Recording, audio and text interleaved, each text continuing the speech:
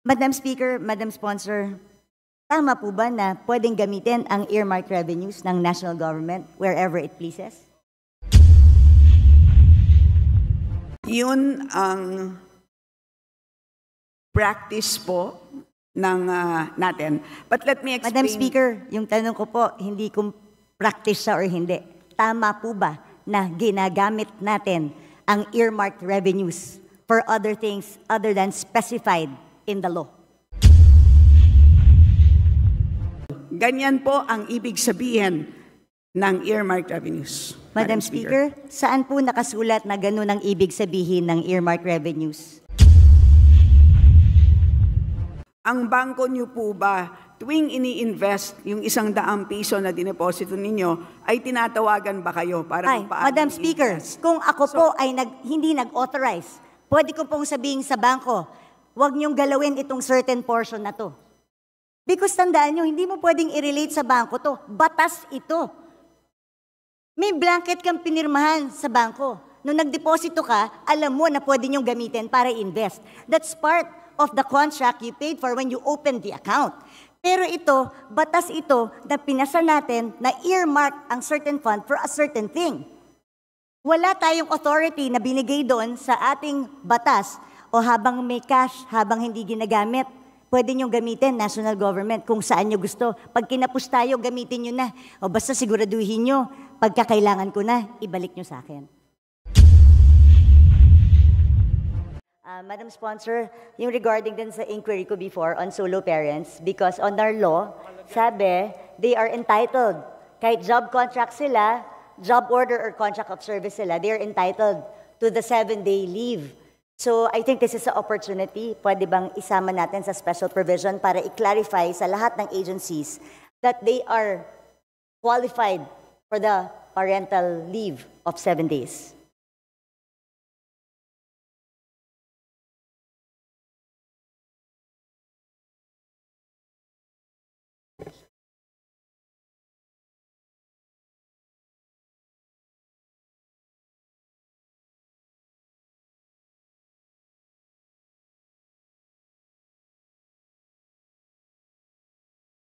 Madam Speaker, umaandar po yung oras. Madam Speaker, we are checking the joint circular.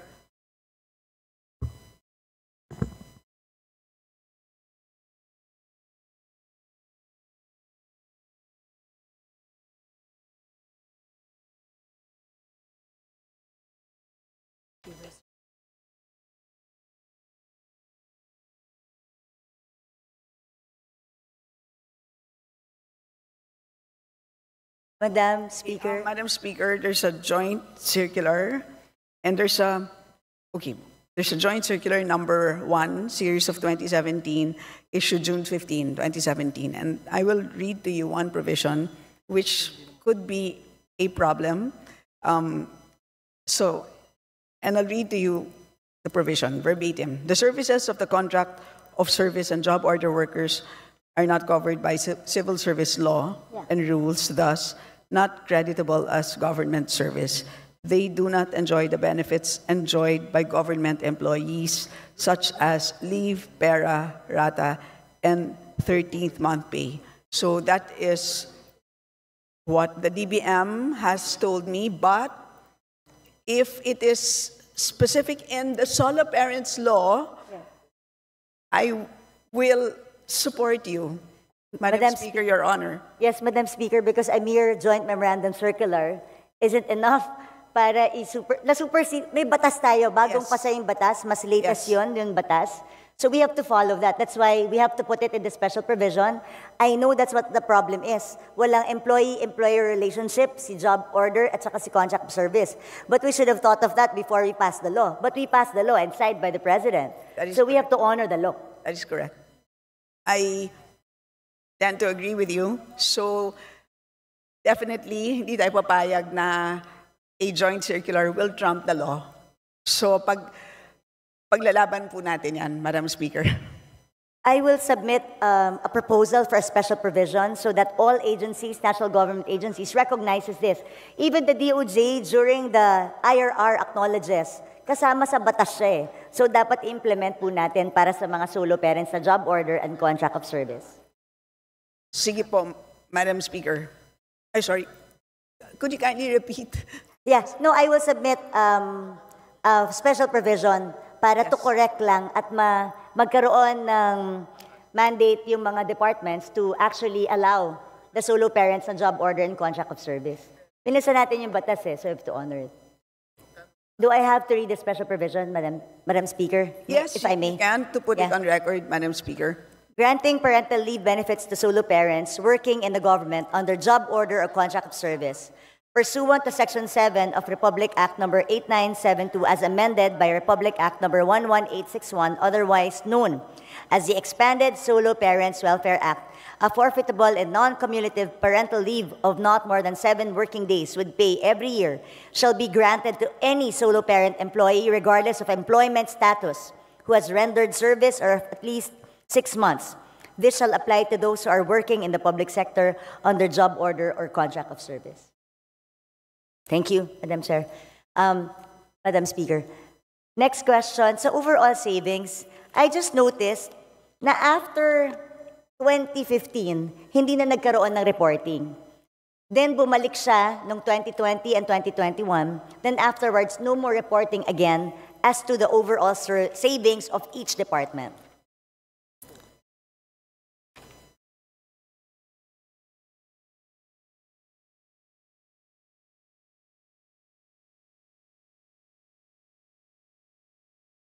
Madam Speaker, may we ask for a 1-minute suspension? Session suspended.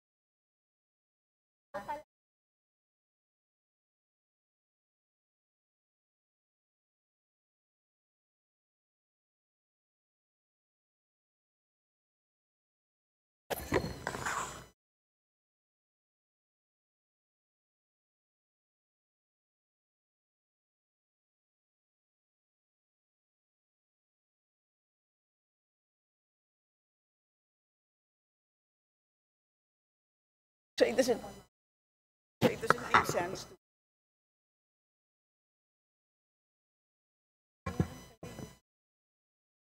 Madam Speaker. Session resumed. Please proceed. Madam Speaker, Your Honor, as you know, the meaning of savings is now different. Today, it now refers to balances of any released appropriations which have not been obligated as a result of any of the following: A, completion, final discontinuance, abandonment of a program, or B, implementation of measures resulting in improved systems and efficiencies, etc.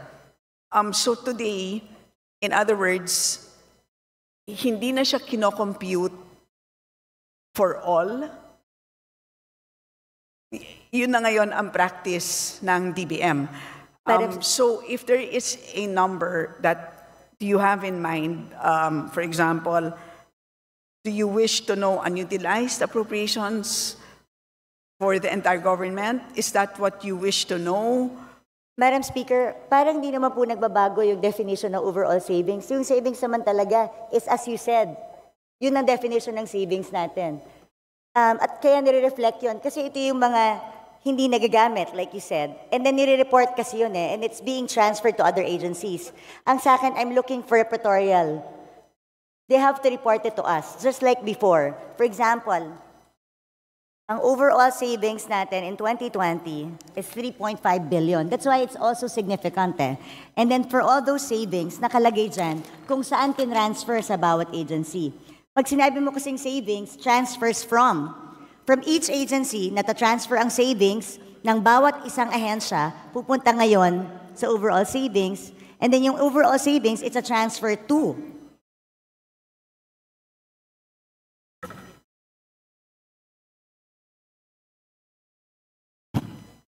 Madam Speaker, it can be provided, but they don't have the figures now. Madam Speaker, yun po yung point ko. Bakit nawawala yung report ng overall savings? Dapat nakikita po natin yon dito sa Kongreso kasi savings po yan na hindi na po alam ng Kongreso kung saan napupunta. And it's part of our obligation to know where these savings are. Saan nanggaling? Kasi that's where we see how efficient ang ating mga departments. So baka pwede pong isubmit sa atin today para makita po natin.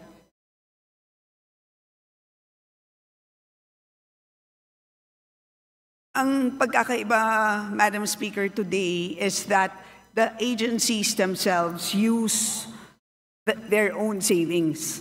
So they can modify on their own. So hindi katulad dati na nililipat sa ibang ahensya. And does this mean hindi siya nire-report sa No, pero yes. So, but as a result of that change in practice, kaya nagkaroon din sila ng ibang pagre-report. But tama po yung observation ninyo.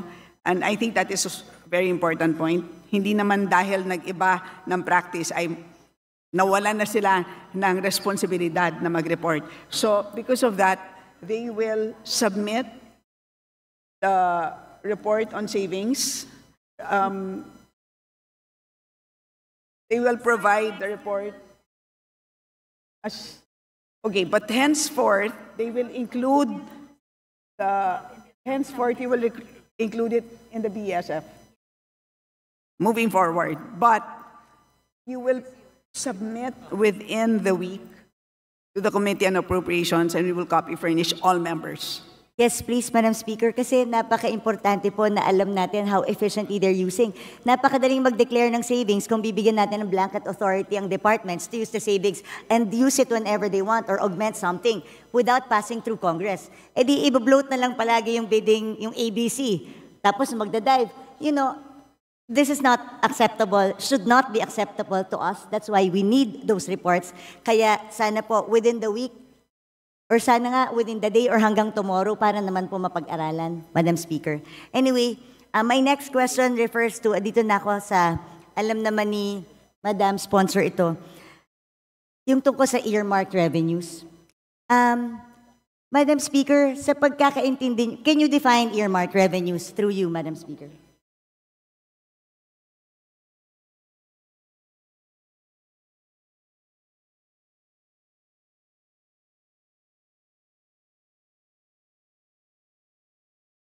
Earmarked revenues, Madam Speaker, are identified revenues required by law to be used for designated activities, benefits, or purposes which can be either classified as use of income or special account in the general fund or SAGF.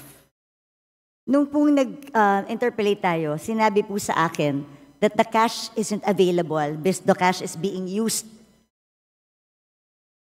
Madam Speaker, Madam Sponsor, tama po ba na pwedeng gamitin ang earmark revenues ng national government wherever it pleases?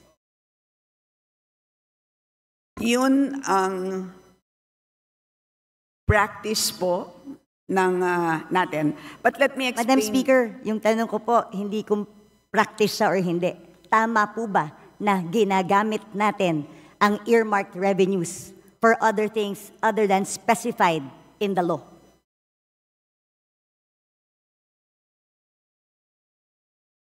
Madam Speaker, if I may be allowed, Yes.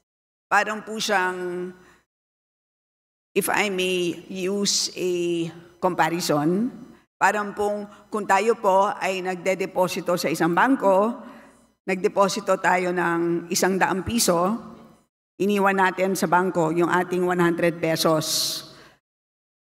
Habang hindi natin kailangan yung 100 pesos na yan, ini-invest ng bangko yung 100 pesos na yan. But at any point in time that we demand 100 pesos plus the interest, dapat ibibigay sa atin ng bangko yung pera natin. At any point in time that we want it, it must be available. So ganun po ang konsepto ng earmarked revenues.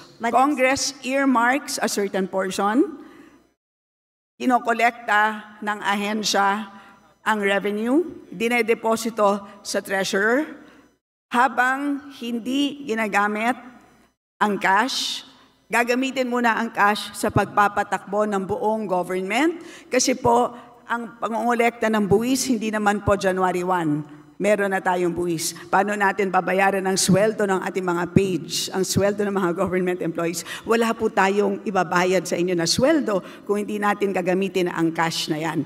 Pero at any point in time that an agency demands those earmarked revenues, the Treasury must be able to make those funds available. Ganyan po ang ibig sabihin ng earmarked revenues. Madam Speaker, saan po nakasulat na gano'n ang ibig sabihin ng earmark revenues na pwede siyang gamitin pag hindi ginagamit pa? Kasi malinaw naman po, earmarked accounts and funds are not, the legal basis of an earmarked revenue could be a law, a presidential decree, or international agreement. Bawat earmarked revenue may batas. At walang blanket authority doon na sinasabing pwede mo munang gamitin habang hindi ginagamit ng agency. Gusto ko lang po makahanap ng legal basis. Mula umpisa, asan po ang legal basis na sinasabing pwedeng gamitin ang pondo na in-earmark natin for another thing kasi yung cash naman hindi pa ginagamit ng ahensya. So hiramin ko muna. Paano kung hindi ko na maibalik? Paano kung hindi na tayo makautang? Hindi po ba pag regular ka na tao, ginamit mo ang pera na hindi para doon? Qualified theft na to. O kaya, pwedeng technical malversation of funds if you use it for another thing. Ang tawag po dun sa libro ay Book of Accounts. So, may Book of Accounts at nandun naman po maliwanag ang balanse. So, at any point in time na kung na-question... Madam Speaker, ulitin ko, ano pong batas ang nagsasabi na pwedeng gamitin pangsamantala ang earmarked revenue?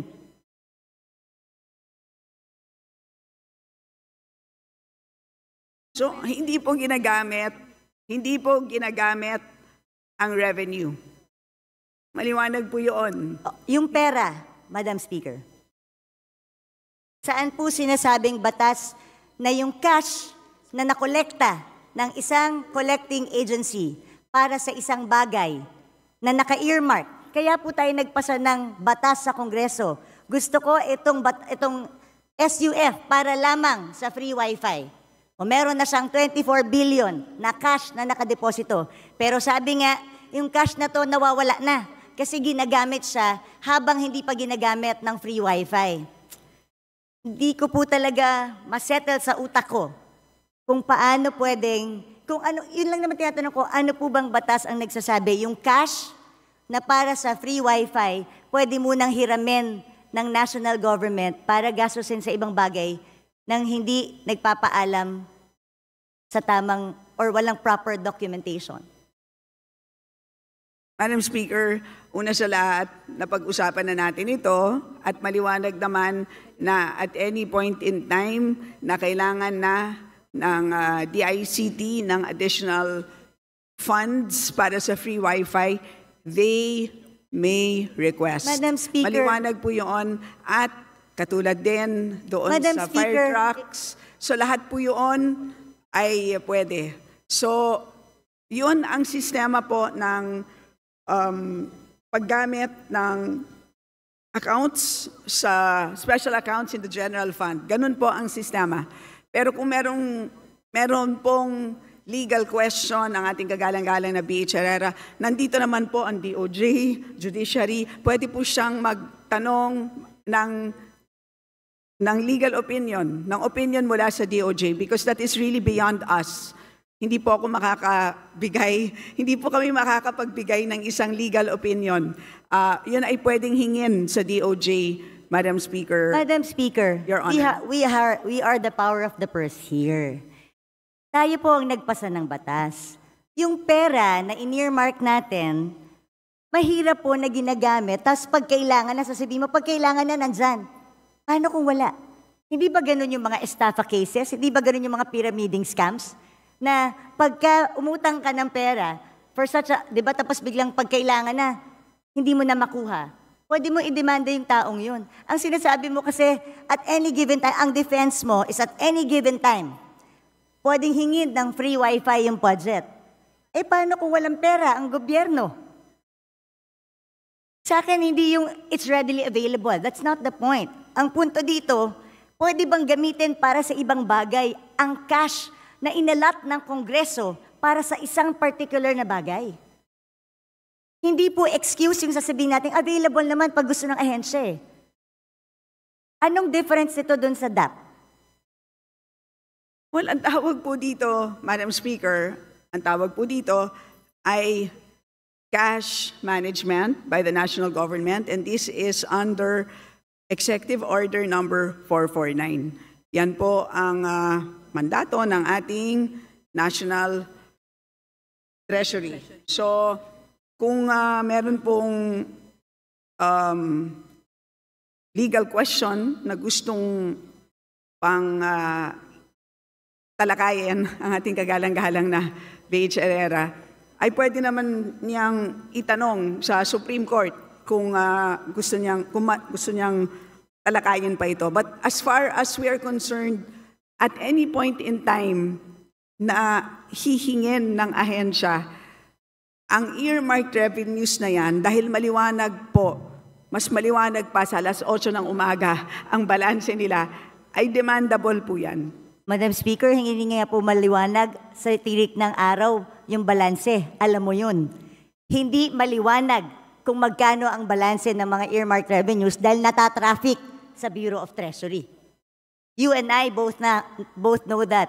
Natatraffic ang kanilang balanse sa Bureau of Treasury because nagagamit ang pera tapos naghihintay ngayon ng balancing or reconciliation. Madam Speaker, this is not a legal question. It is also a management of cash question. Dahil at the end of the day, nangungutang nga tayo dahil kulang yung pera natin eh. So paano kung biglang may magandang programa ang isang departamento? Can we assure them that there's cash?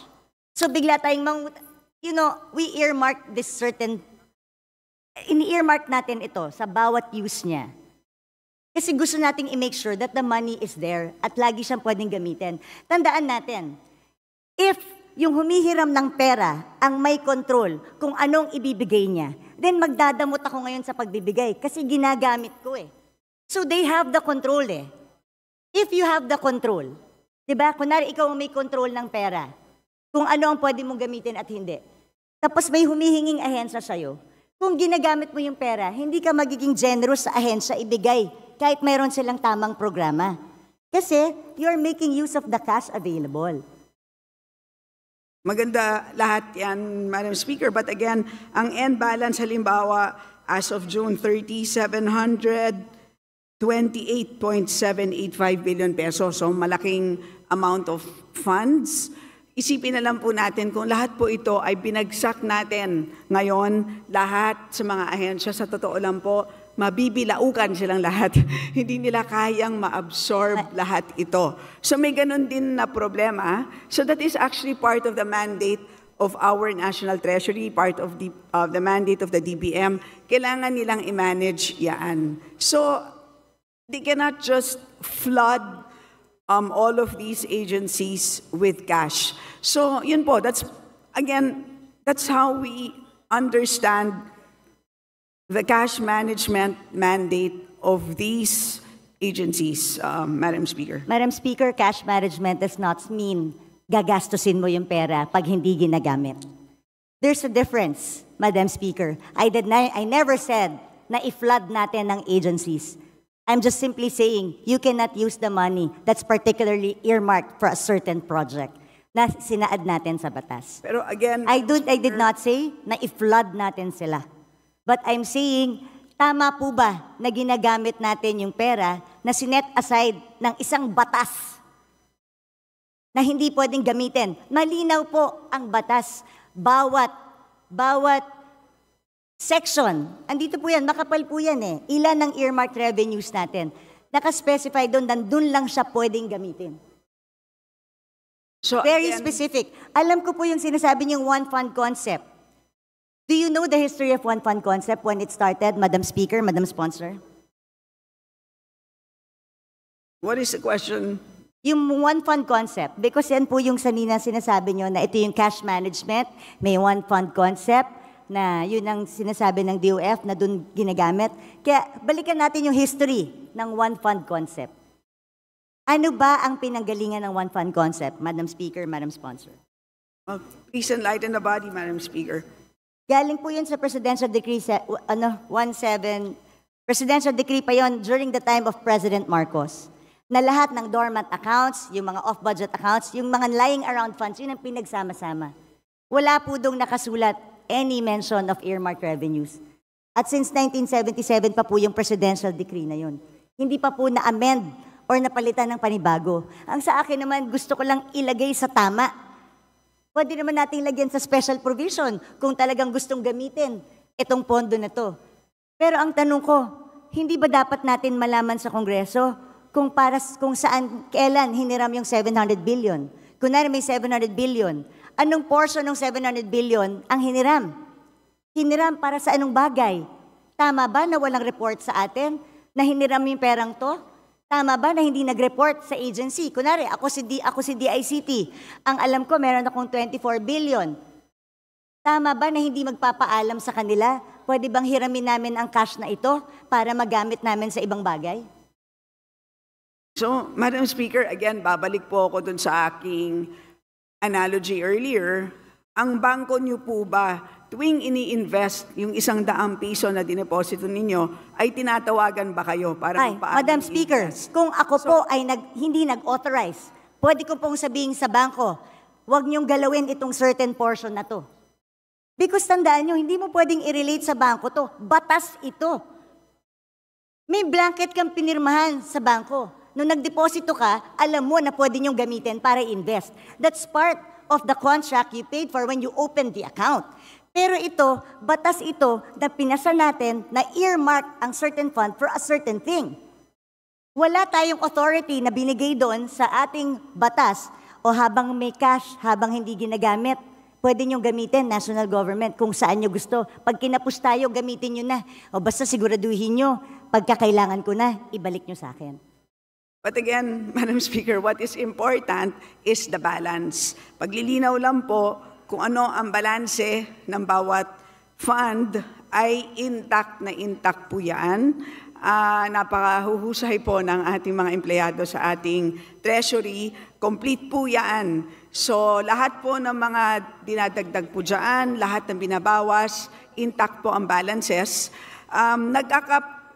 issue lang po because we have a ceiling at every point in time. Today, ang hinaharap natin na ceiling is 6.352 trillion pesos. Can you imagine, kung pinasok po natin itong 728 billion, mauubos yung 6.3 ng 728 billion ng in-earmark ng Kongreso.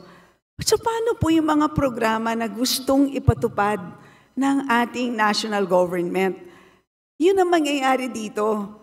How will our national government function kung lahat po ng ating earmarked revenues ay pinasok natin lahat doon Speaker. sa ating total budget ceiling? So yun po ang napakahirap na trabaho ng ating DBM or DBCC. So yun ang naging, ang ganda nga ng konsepto, di ba, ng cash management. So that's what it is. So in other words, when you deposit money sa bangko, the exact 100 pesos, serial number 0001, hindi naman yun yung the exact bill na isasoli sa'yo once you make a withdrawal. Diba? Ang usapan lang natin ay nagde-deposit ako ng 100, at any point in time, you are entitled to 100 pesos, any serial amount, any serial number, plus interest. Diba? Yun naman po ang binabantayan natin. Madam It's the Speaker. same concept that we are using for cash management under the National Treasury, Madam Speaker. Madam And to Speaker, remind so Your with the Honorable same, Herrera that you have 3 more Madam minutes. Speaker, with the same concept, paano yung mga nagsarang bangko? Dahil ginamit nila yung pera eh. Nag-overuse sila ng pera ng diniposito ko eh. So nung nag-withdraw ko, hindi na mabalik sa akin. Dahil nagsarado yung bangko eh. Like I said, Madam Speaker, again, I believe in the one fund concept, pero mag-amenda tayo ng batas. Isaayos natin. Ano ba sinasabi ko dito ever since all budget hearings? Sayang ang mga pondo sa earmark revenues, sayang ang mga pondo sa off-budget, sayang ang mga dormant accounts. Ilagay natin sa one fund concept, I agree. Pero let's pass a law. Let's amend the PD. Let's amend the presidential decree or magpasa tayo ng batas dito sa Kongreso if we really want to allow that. Yun lang po yung aking palaging sinasabi kasi right now, and mag-report sila sa atin sa Kongreso kung saan nila ginamit at kailan na hiniram yung pera. Madam Speaker, hindi na natin alam saan napunta yung pera na ginamit na yon. Oo, nandyan. Pero nung hiniram nila, para kang nagsabi sa any empleyado, ito petty cash natin sa opisina. So, ibig sabihin, kung meron akong petty cash dito sa opisina, kung merong mga ilangan sandali, ay hiramin ko lang sandali, ibabalik ko naman eh. Pag nabuko mo yung empleyado mo, is it acceptable? Kung kunwari, nagbigay ka ng pera specific sa iyong staff, para dyan lang yan. Tapos, hiniram ng staff mo, hiramin ko lang naman ibabalik ko rin Is that okay? Does it make it okay? Madam Speaker, it is not the same situation. That is, I stand by my position that accounting-wise po, hindi naman ginagastos ang earmark revenue as long as hindi programmed. Intact po ang balances ng ating earmark revenues. Cash-wise, ay fungible naman po siya. So, yun po ang sistema ng cash management. Kung may problema po ang ating kagalang-galang na BH Herrera, again, of course, she's free to file a resolution, file an inquiry, file or solicit an opinion from the DOJ. So, Madam Speaker, paano nga pag hindi na ibalik? Paano kung walang pera yung gobyerno? What happens now? Because ginamit natin for other things, pinambayad natin ng utang. Is that your last question, the Honorable Herrera? Well, I would like to put this on record dahil meron One pa more naman pong minute. second round. While the earmark revenues may be pooled to the general fund under the one concept, the fact that these are not readily available cash resources but an obligation suggests a shift from the one fund concept to misappropriation. The remittance of the earmark revenues recorded in special accounts has merely become a means to circumvent the purpose of earmarking, allowing physical possession and access to these earmark revenues, which under the Republic Act is, like you said, 700. So, Madam Chair, Madam Speaker, Madam Sponsor, sa akin ilagay po natin sa tama. At mag-report po tayo. Marami po tayo, pwede po natin lagyan ng special provision na i-report sa atin kailan nila hiniram ang pera. Because hindi ko po talaga matanggap na pwedeng gamitin po yung pera na in-earmark natin for a specific thing, kahit ba hinihiram lang ito sandali. Like I said, hindi ba to parang DAP that was declared unconstitutional by the Supreme Court?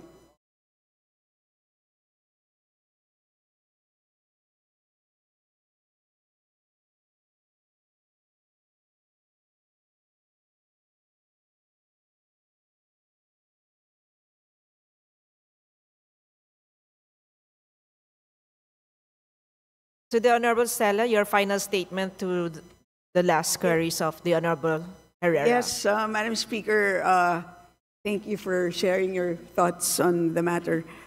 I have exhausted my opinion on this.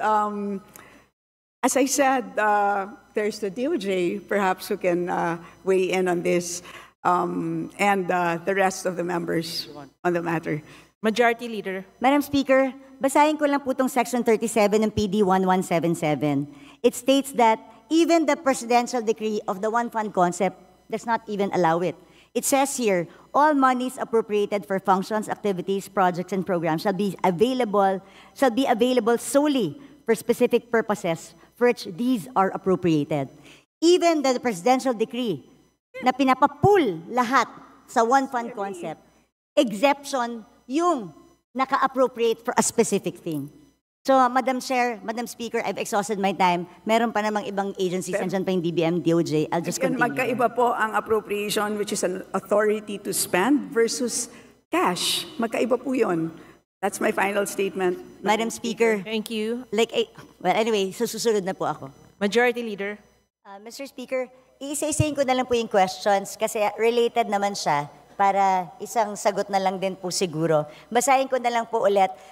My first question was, given the requirement under the 1987 Constitution that no money shall be paid out of the Treasury except in pursuance of an appropriation made by law, does the practice of pooling earmark revenues into the general fund comply with this provision?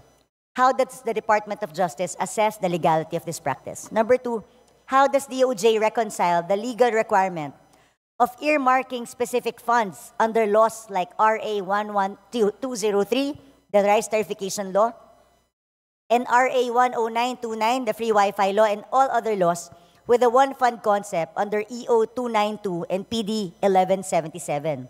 Is there a potential conflict between these mandates? So how do we address this? Number three, what legal safeguards are in place to prevent the misuse of earmarked funds when they are pooled into the general fund? How does the DOJ ensure that these funds are not diverted to other purposes in violation of earmarking laws?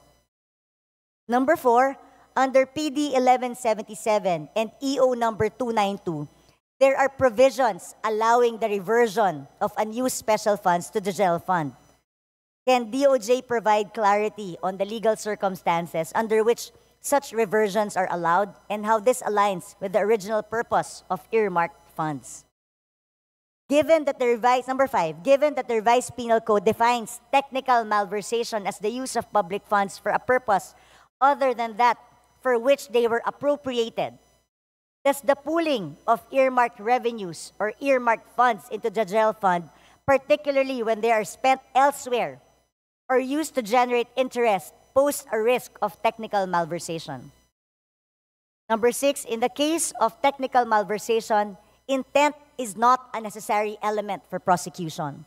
Does the Secretary or does DOJ believe that the sponsor believe that the current practice of pooling earmarked funds could unintentionally lead to legal liability for public officers, even if no malice is intended?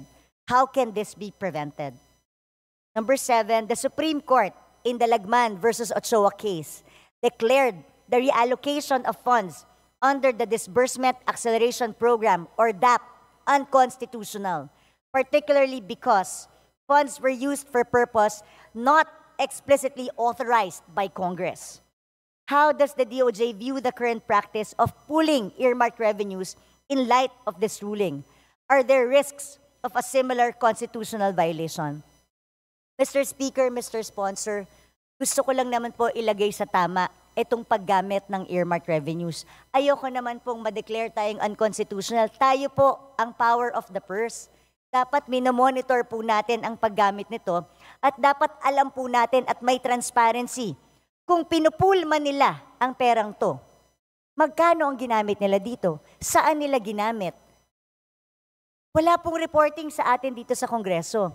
That's why I want to know, at sinabi po sa akin kasi kanina ni Madam Sponsor, itanong ko daw po sa DOJ kasi legal question. Kaya po ako nagtatanong, dahil ako, nandito tayo sa Kongreso, tayo dapat ang gumagawa ng mga batas ginawa natin yung batas to be earmarked for a certain fund. Pero because kailangan natin ng pera, gusto nating gabitin at galawin.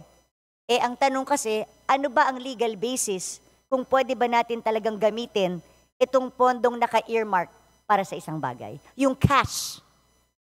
Mr. Speaker, Mr. Sponsor. Mr. Speaker, distinguished colleague, we regret that we cannot answer the question of the Honorable Herrera because this would amount to giving advisory opinion. However, this representation suggests possible answers, Mr. Speaker, to the query being raised by the Honorable Herrera. Number one, we can use the oversight power or function of the Committee on Appropriations so that once and for all we can finally discuss and settle the issue of the earmark funds. Number two, remedial legislation, Mr. Speaker, wherein we can propose amendments on the particular presidential decree, especially on the use of the earmark funds. And number three, if possible, we can indicate in the general appropriations if special provisions, especially with respect to the transparency in using this particular fund, Mr. Speaker, distinguished colleague. Majority Leader. Mr. Speaker. Mr. Speaker, precisely, Mr. Speaker, talaga pong humihingi po ako sa Committee on Appropriations, baka dapat bago po natin ipasa itong batas na ito, itong General Appropriations Act, once and for all, let us settle the issue of earmark revenues. Year in, year out, iba-iba po ang sagot sa atin ng DBCC. Last year, sinabi, hindi ginagamit yung pera. The other year, sinasabi, naka-intact siya. Then all of a sudden, this year, ginagamit na yung pera. Dati, sinasabi, hindi siya nag-earn ng interest. The following year, nag-earn ng interest. Tapos bigla ngayon, nawawala na naman yung pera, hindi ginagamit. At iba-iba yung sagot. So, but at least one thing is now clear. They said that they are using the money for habang siya ay hindi ginagamit for the purpose it was intended. Kaya, Mr. Speaker, ayaw naman po natin na ma-question tayo sa Supreme Court. Tayo po ang may power of the purse dito. Ayoko rin naman na yung pera, hindi natin alam kung kailan hiniram at saan ginamit nung hiniram. At paano po ang pananagutan kung hindi na kayang ibalik? Ito po yung mga kasagutan na I think has to be settled before we pass the GAA, Mr. Speaker, Mr. Sponsor. Sana po, as a sponsor of DOJ, pagtulungan po natin ito. Gusto ko lang pong ilagay sa tama, the one fund concept is a beautiful concept which was passed as a presidential decree during the time of President Marcos Sr. in 1977. Hindi pa po ito na-amend hanggang ngayon. Na-overtaken na po siya. So it's something that maybe we should take a look at here in Congress kung talagang ngayong sinasabi na ginagamit itong pera na hindi pa kasi kailangan ng pinagagamitan.